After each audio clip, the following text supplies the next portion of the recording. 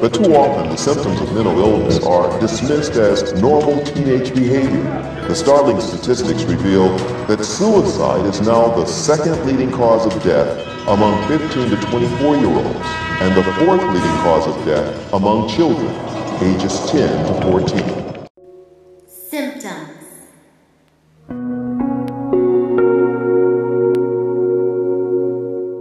Constant sadness.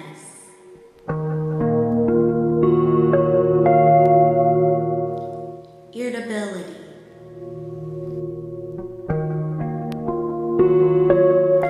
Hopelessness.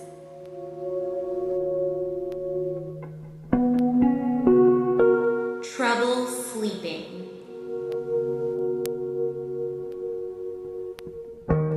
Low energy or fatigue. Feeling worthless or guilty for no reason. Significant weight change.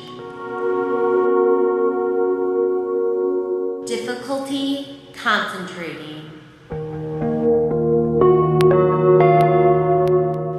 Loss of interest in favorite activities.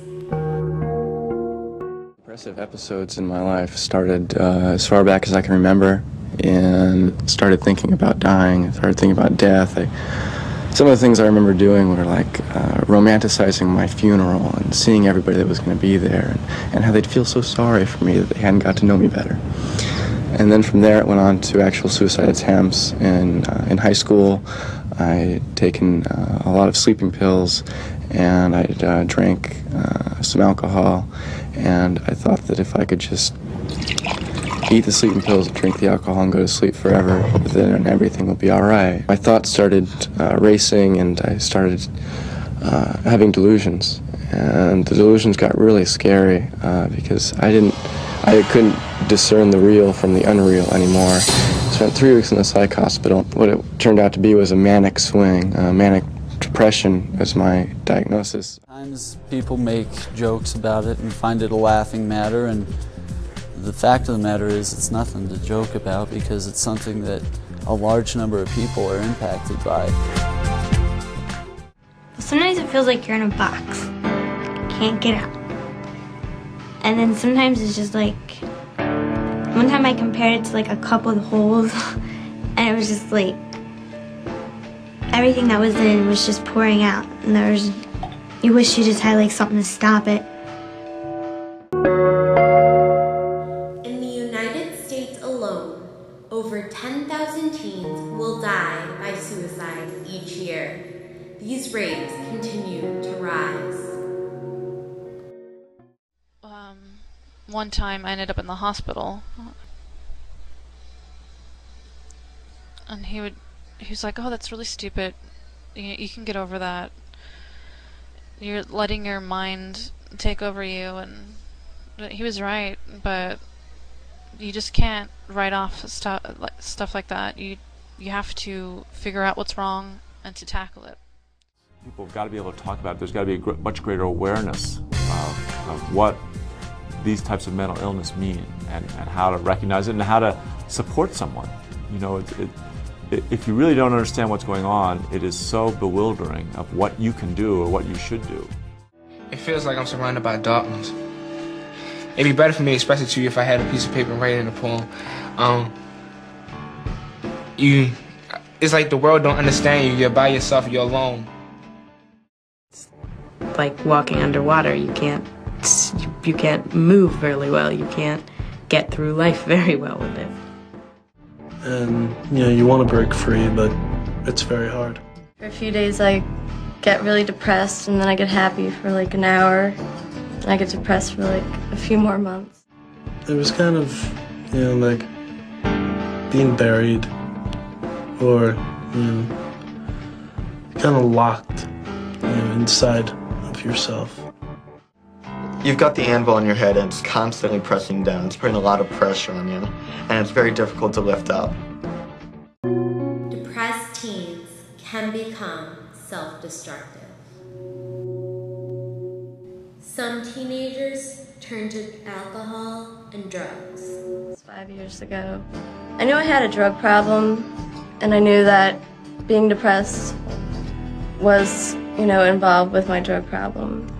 I just started because it changes the way you are, and I just felt like, I couldn't live with myself, and drugs just completely changed the way I felt.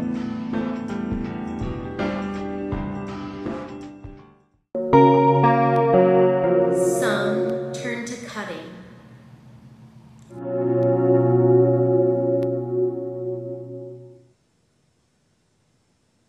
Back in 6th grade, I started cutting myself.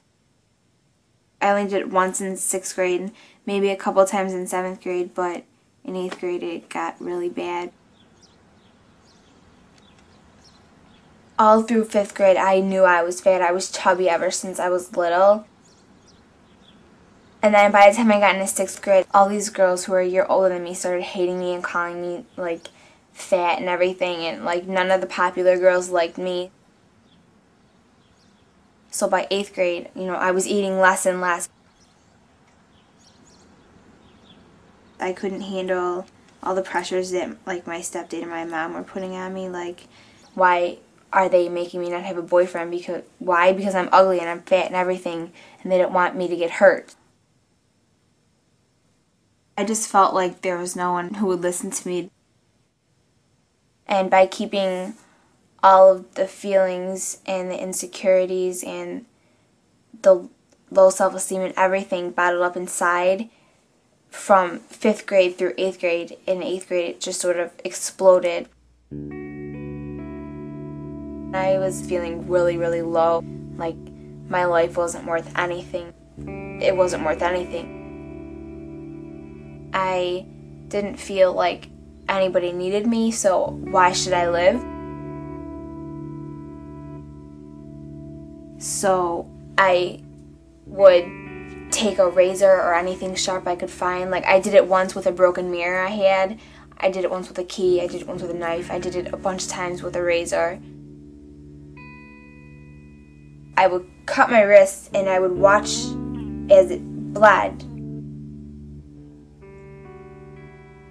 It felt like my insecurities and my low self-esteem and everything was just going up along with the blood, and it was just running out of my system.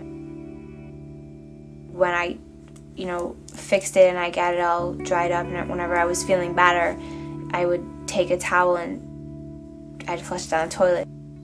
Then it would be gone forever and I would never have to feel it again. Or even commit suicide.